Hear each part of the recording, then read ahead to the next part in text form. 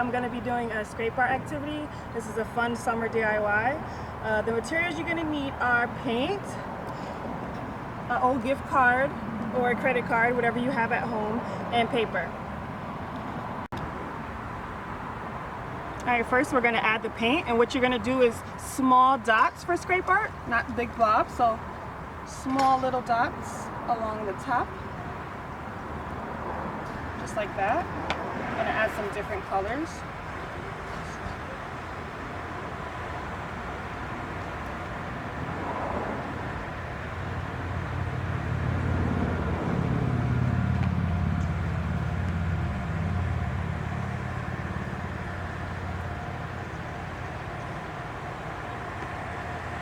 Orange.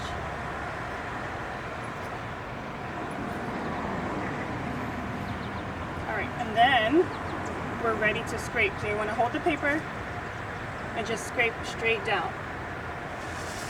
And then you get cool textured scrape art. That easy. Alright, so when you're all done, you should have a finished dry piece.